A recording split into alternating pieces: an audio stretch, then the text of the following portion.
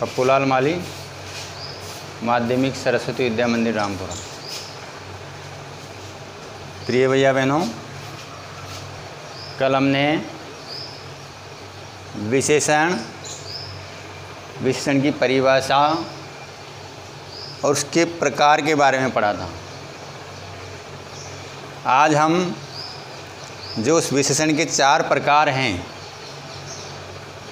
इन चारों प्रकारों को विस्तार से समझने का प्रयास करेंगे।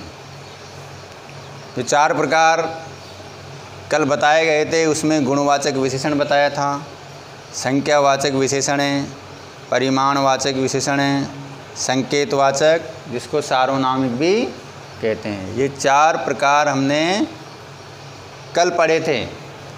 अब इसमें से प्रत्येक का अब विस्तार से वर्णन हम करेंगे। यहाँ पे इसमें सर्वप्रथम जो है वो है गुणवाचक विशेषण। सबसे पहले गुणवाचक विशेषण, इसकी परिभाषा देखते हैं। गुणवाचक विशेषण की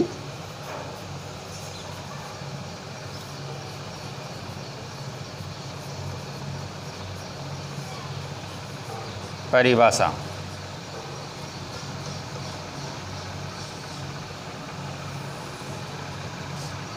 इसमें जो शब्द किसी व्यक्ति के रूप, रंग, गुण, दोष से संबंधित, गुणवाचक विशेषण में क्या आता है? जो शब्द किसी व्यक्ति के रूप, रंग, गुण, दोष संबंधी जो विशेषता प्रकट करते हैं, सारी जो बताइए ना, जैसे उसके क्या गुण हैं, उसमें क्या दोष हैं, उसका रूप कैसा है, किस रंग का है, ये सारी जो विशेषताएं जहाँ पर प्रकट होती है वह गुणवाचक विशेषण के अंतर्गत आते हैं। इसमें लिखते हैं अपन, जो शब्द किसी व्यक्ति के गुण, दोष, रूप, रंग संबंधी विशेषता प्रकट करते हैं,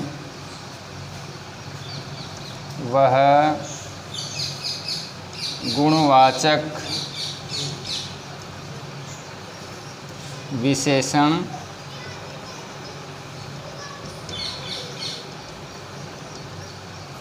कहलाता है।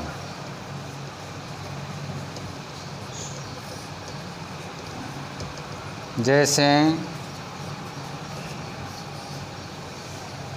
तो इसमें पढ़ा हमने, व्यक्ति के गुण, दोष हैं, रूप, रंगे, इनसे संबंधित जो विशेषताएं प्रकट होगी वो किस श्रेणी में आएंगे? गुणवाचक विशेषण की श्रेणी में आते हैं। जैसे रमेश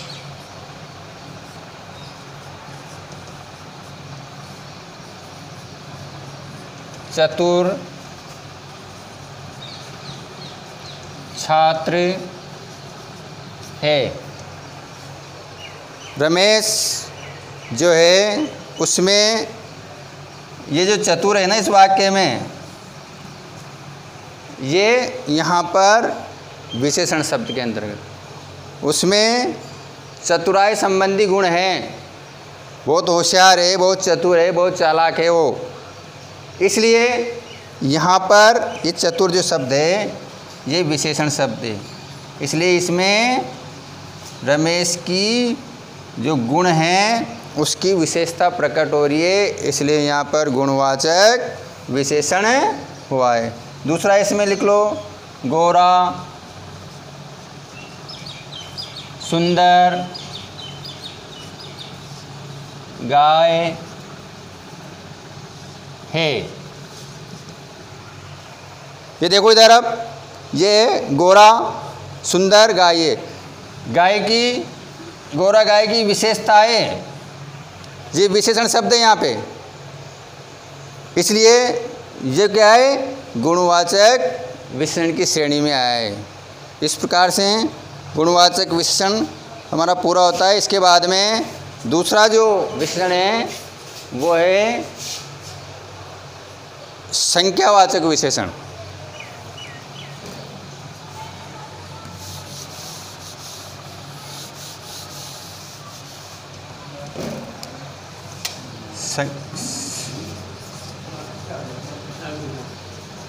संख्यावाचक विशेषण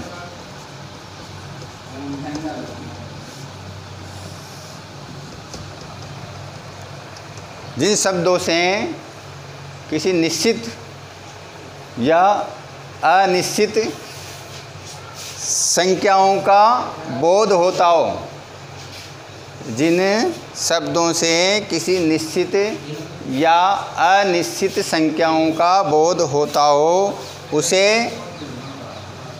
संख्यावाचक विशेषण कहते हैं। जिन शब्दों से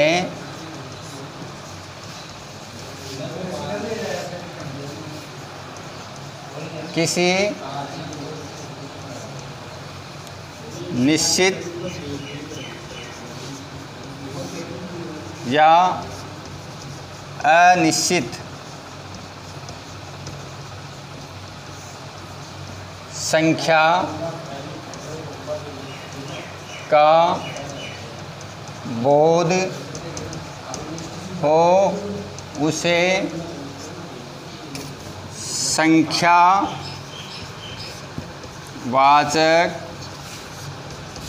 विशेषण कहते हैं।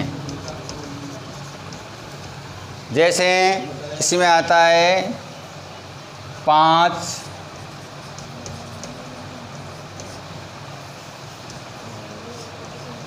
10, ये सब निश्चित हैं।